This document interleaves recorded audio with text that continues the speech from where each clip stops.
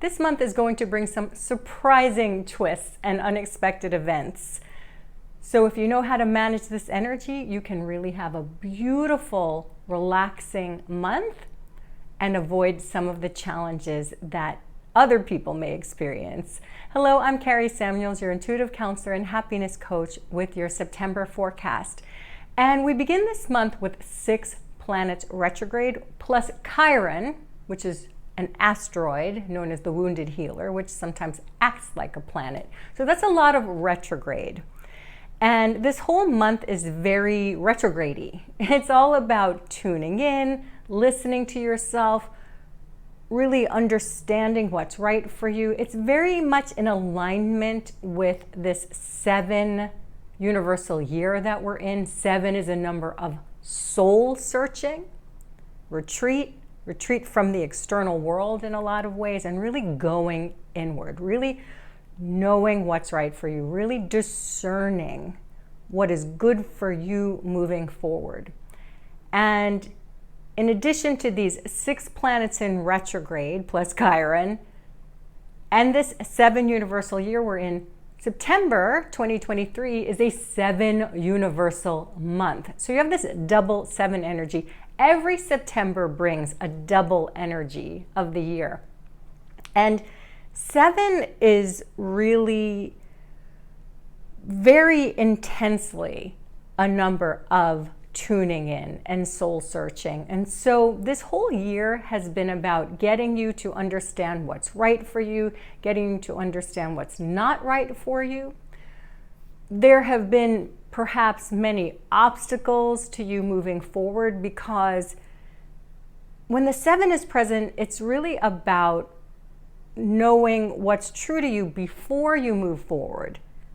Next year, 2024, is going to be an 8 universal year, and 8 is all about going big. But the reason the 7 comes before the 8 is because you really need to know what's in your heart before you expand on it. You really don't want to magnify something that's not appropriate for you. You want to know what's right for you. So this energy of discernment is playing out through this whole month. We're in Virgo season until the 23rd. And Virgo is all about knowing what's right for you. Virgo, the maiden of Virgo, always holding the wheat, it's about separating the chaff from the wheat, separating what's not good for you, what's not nourishing you, and retaining what is healthy. Virgo is very much a sign of health and well-being and self-sustenance.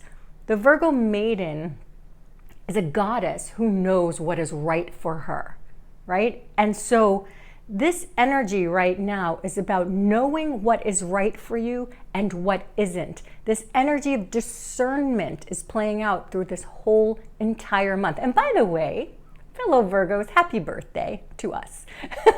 So we are meant to know what is really nourishing for us and develop different ways of being moving forward for this last part of the year and into this very robust 2024 with a clear heart. Now, Venus, which really governs your heart, has been retrograde and will end her retrograde on September 3rd. That 40 days and 40 nights of Venus retrograde has all been about you knowing what is right for your heart, knowing who and what you love. And so that ends on September 3rd. However, we're still in Mercury retrograde until the 15th. And so Venus and Mercury are personal planets. And so they affect you more personally, right? They're really about your heart and your mind. So whereas Venus is about what you feel, Mercury is what you think, how you communicate. So you're understanding what's in your mind better, what's in your heart better, and connecting them. And that's why we have so many retrogrades. It's really about getting you back into yourself, because forward-moving planets are just that. They're moving ahead, going about their business, right? And then when a planet is retrograde, which appears to be moving backwards, from the Earth's perspective, it's time for you to go back before moving ahead and reassessing, reevaluating, reviewing, all the RE words. And so this Mercury retrograde is in Virgo, and Mercury is also Virgo's ruling planet, so it's a little bit extra retrograde-y. So the trickster energy of Mercury retrograde happens when you're moving too fast, when the universe is trying to get you to slow down and rethink, fix things that are not working properly, including how you communicate, so that you can move forward with more clarity. It's about really going back and collecting parts of your psyche, parts of your consciousness that you weren't paying attention to. And of course, September is always this month about getting back to business, right? Or like really learning things and rolling up your sleeves. That's very much Virgo energy. Virgo is all about service and work and also health and well-being. So it's not summer energy, whether you're in the northern hemisphere or the southern hemisphere. This is really very much a time about going in and learning and being productive in a way that benefits yourself and the greater good. We have some very special events this month. Of course, we have our equinox, which is on the 23rd. So after all of this retrograding, all of this tuning in and going inside and slowing down, because that's what the retrogrades require of you, the 23rd is when we have our equinox. The days and nights are equal all over the planet. There's this sense of balance and harmony and beauty, and that's what Libra brings, or at least that's what Libra is seeking, harmony and balance. And that happens at the end of the month. And so the personal planets in retrograde will be behind you by the end of the month. And then we have this beautiful equinox, which is really about finding harmony within you and finding a balance between heaven and earth and body, mind, and spirit. And so that's when you can really move forward with more of a sense of peace and harmony, and there's not so much of these personal planets making their trickster energy get in your way. Now, also, at the end of the month, on the 28th or the 29th, depending on where you live, we have our last supermoon of a series of 4. Now, we begin this month really riding on the waves of that supermoon that happened on the 30th of August, and we have 4 supermoons in a row. And so supermoons really amplify your emotional energy. That's what these moons do. They amplify your emotions to bring things to light so that you can let them go. And so there's so much of this really like bringing things up, having you get in touch with what's inside of you so that you can let it go and move forth with more confidence and clarity. So I have 3 action steps to help you navigate this energy to avoid the pitfalls of these retrogrades and really make the most of this beautiful time, which can be a very spiritual time.